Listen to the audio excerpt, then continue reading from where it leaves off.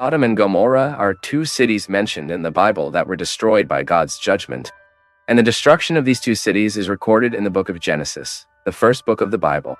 Sodom and Gomorrah were destroyed because of the terrible depravity of their inhabitants. That's right. The Sodomites and the citizens of Gomorrah are remembered in the Bible for the way they have transgressed the law of God. And in this video, we will know the true biblical history of the cities of Sodom and Gomorrah. Sodom and Gomorrah are listed among the cities that have gathered in the valley of Sodom, there in Genesis chapter 14, verse 3. These cities are generally identified as the cities of the plain. And besides Sodom and Gomorrah, there were also the cities of Admar, Zeboim, and Zoar. The location of these cities has been the subject of many debates.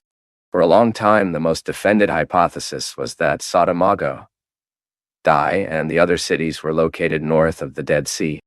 Supposedly, the cities they were in a place where the Jordan Valley floods, forming the Jordan Plain. Then, in the light of new evidence and archaeological information, the most likely hypothesis for the location of Sodom and Gomorrah is the southern end of the Dead Sea. Currently, most of this place is covered by shallow waters, not much deeper than a man's median height. However, it is noteworthy that no undeniable proof of the location of the cities of Sodom and Gomorrah has yet been discovered. And one of the main arguments used in favor of the south of the Dead Sea is the desolation and sterility of that region.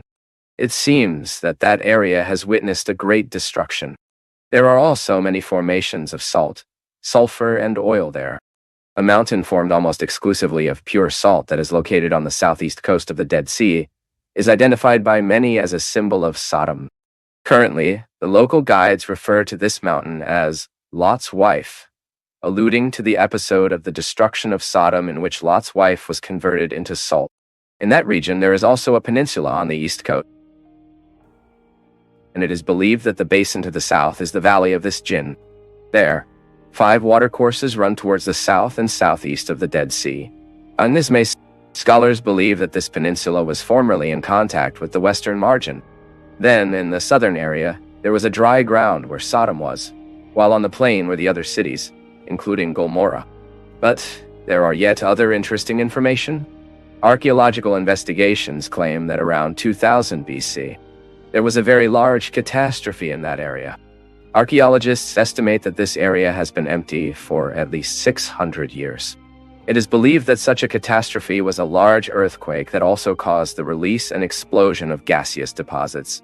Then, considering that this suggested date is correct, this supposed disaster coincides with the period of catastrophe caused by the divine judgment on Sodom and Gomorrah, as described in the Bible. And this could even help to explain the lack of traces of Sodom and Gomorrah, because the ruins of those cities may have been covered by the waters of the Dead Sea after the cataclysmic elevation of soil level that caused the flood of that terrain. And talking a little about the political organization of Sodom and Gomorrah, it is known that those cities were what we call the city-states. This means that each of them had their own king. But after a war against the kings of Mesopotamia, the cities of the plain became subordinate to Chedorlaomer, who was the king of Elam. This period of dominance lasted 12 years, and after this time, those cities rebelled and entered war against Chedorlaomer and his 3 allies. And the result of the conflict was the defeat of these cities. At the time, many of its inhabitants had their assets confiscated and were taken in captivity, and among the captives was there along with their family.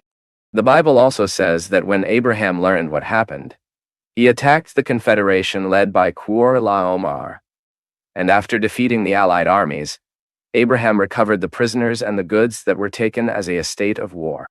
And after this event, the cities of Sodom and Gomorrah are cited once again in the Bible precisely because of God's judgment on them. The destruction of the cities of Sodom and Gomorrah is recorded in detail in chapters 18 and 19 of the book of Genesis. Even in connection with the record of the destruction of those cities, the biblical text talks about how the Lord granted deliverance to Lot and his family. And according to the writer of Genesis, it was not only Sodom and Gomorrah that were destroyed by God's judgment, but except for Zoar, the other cities of that Campina were also afflicted by the wrath of the Lord. The biblical text also says that at the time of the destruction of those cities, Lo interceded for Zoar, and the city was saved from destruction. Zoar was a city smaller than the others. She was a small distance of Sodom and Gomorrah. And after fleeing Sodom, Lot stayed there provisionally. But then he ended up leaving for the hills behind the city. And the destruction of Sodom and Gomorrah was through fire that descended from the sky. The Bible reports that the Lord has rained fire and sulfur from heaven, as we read in Genesis chapter 19 and verse 24. And the destruction was so great that the whole plain was hit, consuming all its inhabitants and also the vegetation of that place. This means that the land that was once a fruitful and populous region after the divine judgment became sterile and deserted. And the trial of Sodom and Gomorrah because of the great perversion present in those cities is widely mentioned in the scriptures, including the New Testament. But at this point comes a key question. What were the sins of Sodom and Gomorrah that made the Lord destroy those cities? Certainly the sins of Sodom and Gomorrah were many. In the visit of the two angels of the Lord in Sodom, it is possible to realize how perverse that people were. Even the Bible says that both the young and the old ones, yes, all the people on all sides were wicked. In chapter 19 of the book of Genesis, it is clear that there were two serious errors in Sodom and Gomorrah. Firstly, it seems that the inhabitants of those cities violated the guests and foreigners who passed by. Secondly, a great immorality characterized the people of that region. Even the men of Sodom persecuted and tried to have relationships even with the angels of the Lord sent to announce judgment in that place. Some records of ancient Jewish traditions refer to the cruelty with which the inhabitants of Sodom and Gomorrah treated the travelers. Judas, in his epistle in the New Testament, by denouncing the false masters, this sin also spread through the surrounding cities, and Judas writes that the inhabitants of those cities have surrendered to immorality and unnatural relations.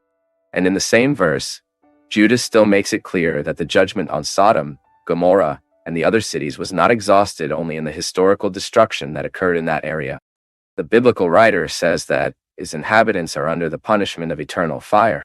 And finally, in addition to this great immorality that had to do with anti-ending relations, so in the light of all this biblical witness, we can understand that the cities of Sodom and Gomorrah, together, form a sad example of how man far away God is perverse and evil.